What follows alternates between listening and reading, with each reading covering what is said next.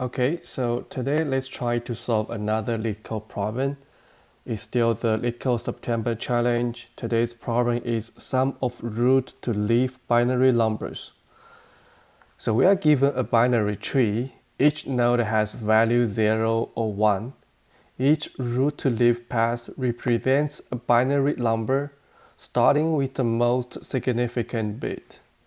For example, if the path is 01101, then this could represent 01101 in binary, which is 13 in decimal, right? So for all leaves in the tree, consider the numbers represented by the path is from the root to that leaf. Okay, so the root gonna be the most significant bit. We are asked to return the sum of these numbers. Okay, let's take a look at the example. So in this example, we are given a binary tree, and there are 4 paths from the root to the leaves. 100, 101, 110, and 111. So we first convert the path sum to decimal number, and then we sum them up. Okay. We find all the paths, convert them to decimal, and then sum them up. Okay. So the number of the nodes in the tree is between 1 and 1000. And node dot value is 0 or 1, and the answer will not exist this number. So this is just 32-bit integer maximum value. So we don't need to worry about the overflow. So how can we solve the problem? I think it's pretty straightforward. We just need to find all the paths from root to the leaf. And then I think we can convert these numbers to decimal on the fly. And then if we find a leaf node, we just add that value to our result, right? And we can do either DFS or BFS. Let's try to solve it in DFS first.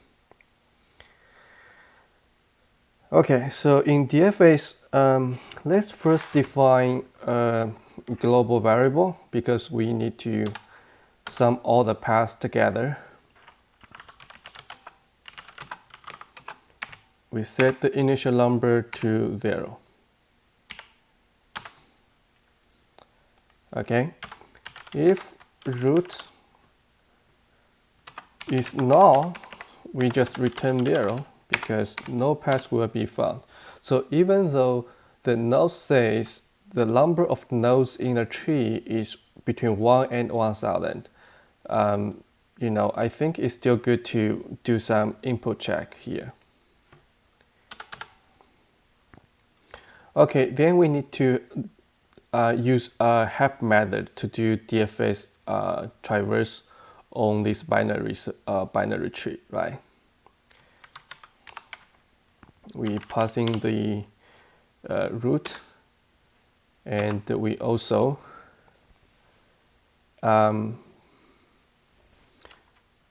need to pass the root dot value, because every time when we go to the next level, we need to convert the binary value to decimal value on the fly, right? Eventually, we need to return this result. Okay, now let's implement the DFS solution.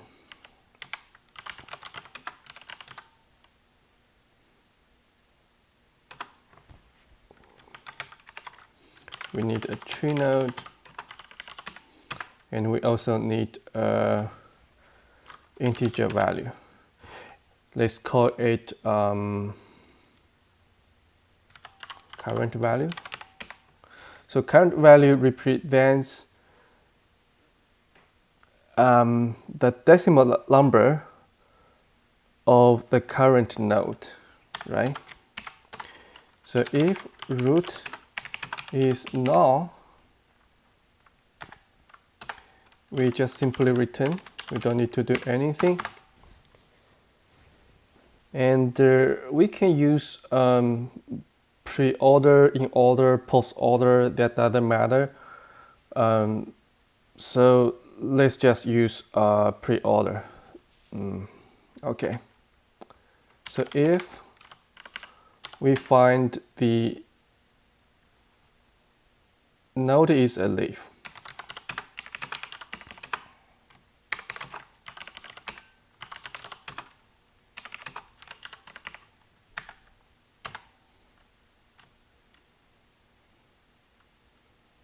we just add this value to the sum, right?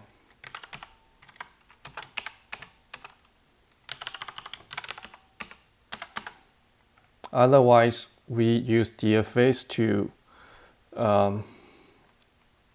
traverse the binary tree.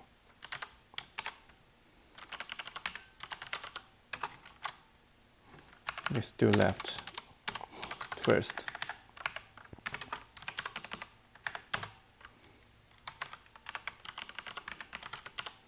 So we need to change this value to the decimal number. So what we do is current value multiply by 2 and then plus the current value.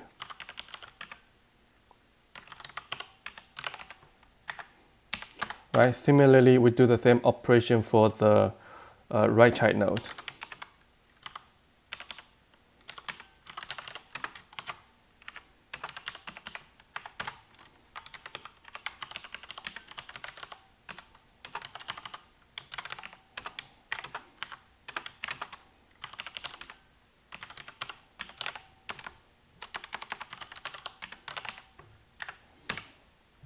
Okay, so that should be our solution.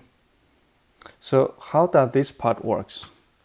Let's say we have a binary number, which is 1101.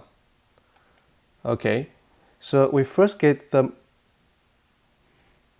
most significant digits, right?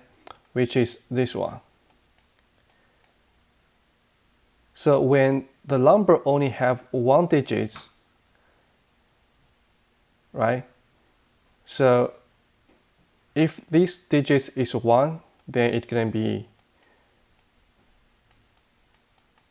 1, right?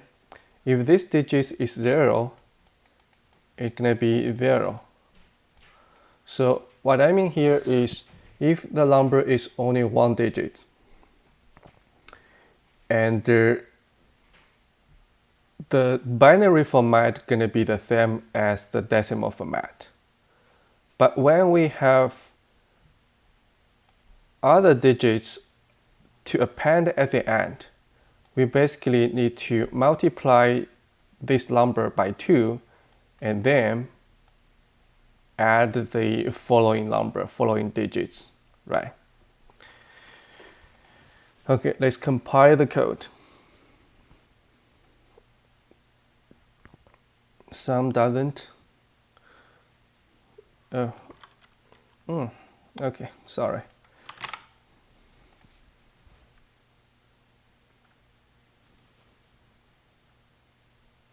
Okay, it worked. Let's submit it.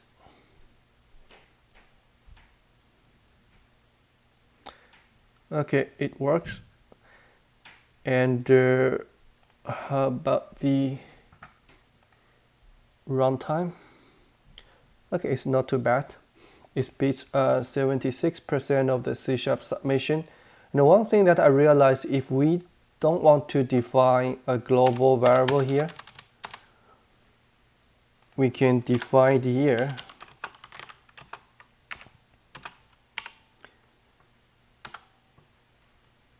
And then what we do is we pass this result as a reference parameter, right? And then we can avoid to define a global parameter.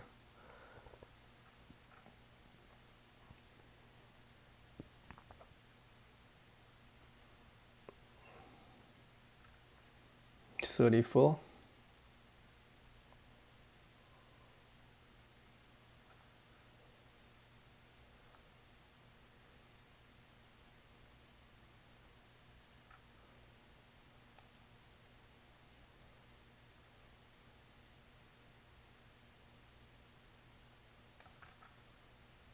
Result doesn't exist.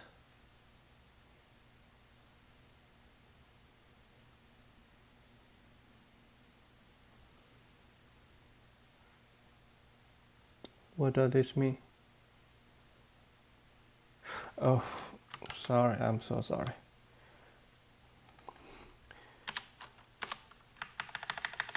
I passed the result as the reference into DFS. Yeah. I need another one.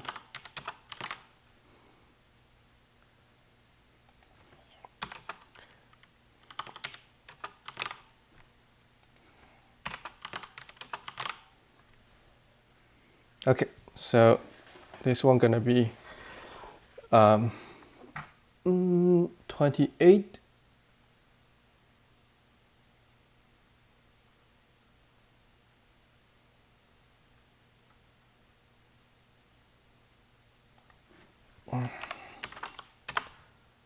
Okay, let's submit it.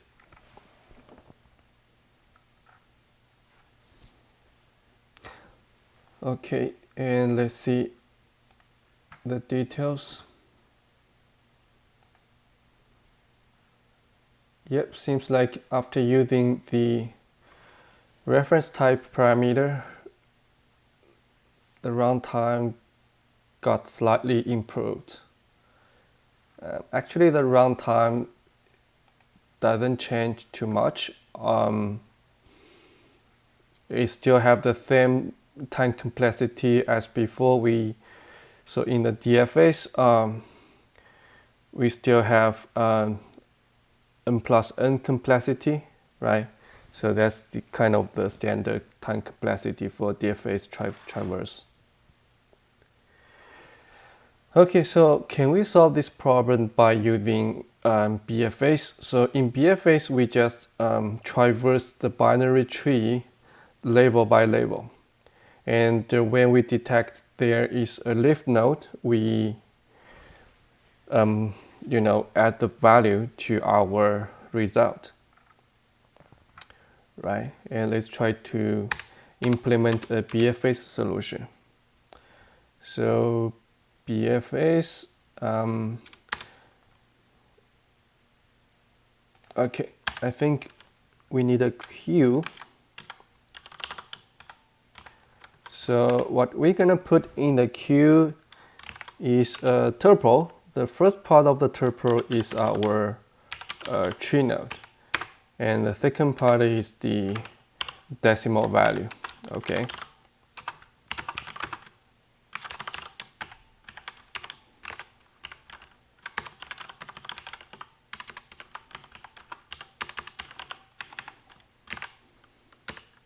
Okay, we first need to put our root into the queue.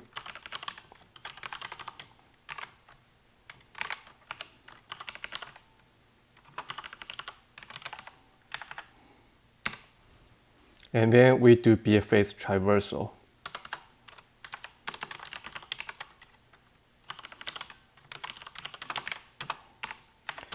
Let's get the size first. Then we iterate the binary tree level by level.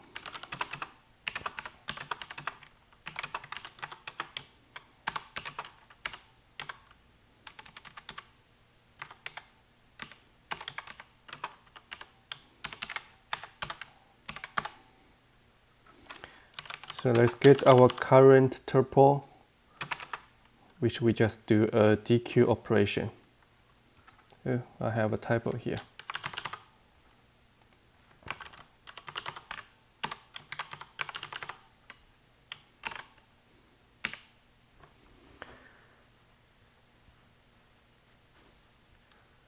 Okay, let's check whether the current node is a leaf node. If is a leaf node, we add its value to the result.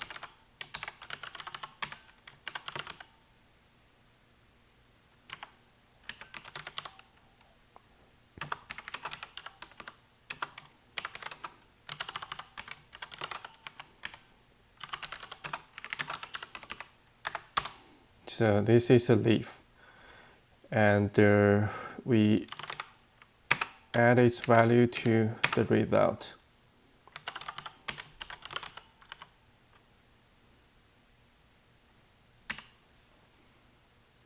Right? If not, we just check whether it has children nodes. If yes, we add the child node to the queue.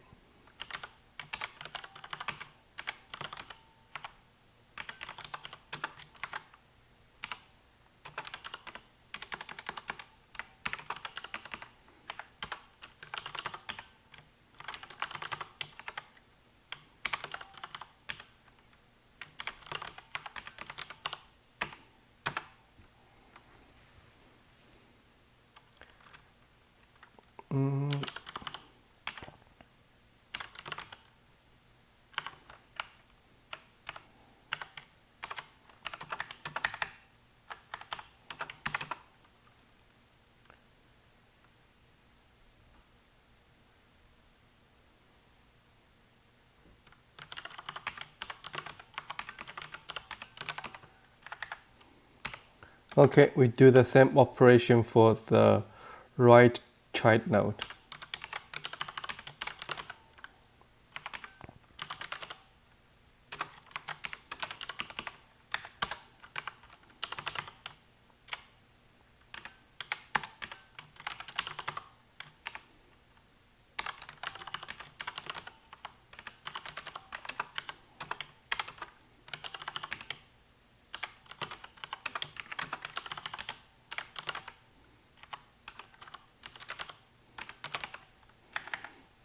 And we just keep doing this until the queue is empty, right?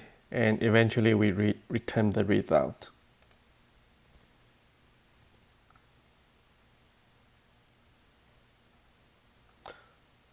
$25.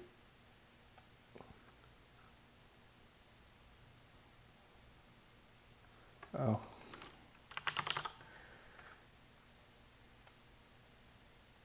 And 29. Is that because of the same reason?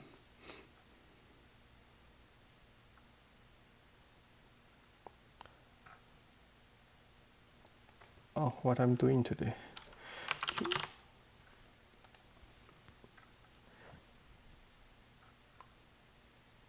Okay, so BFS works as well. And yeah, BFS had kind of the same runtime as DFS, and I'm not sure this is an easy problem or a medium problem.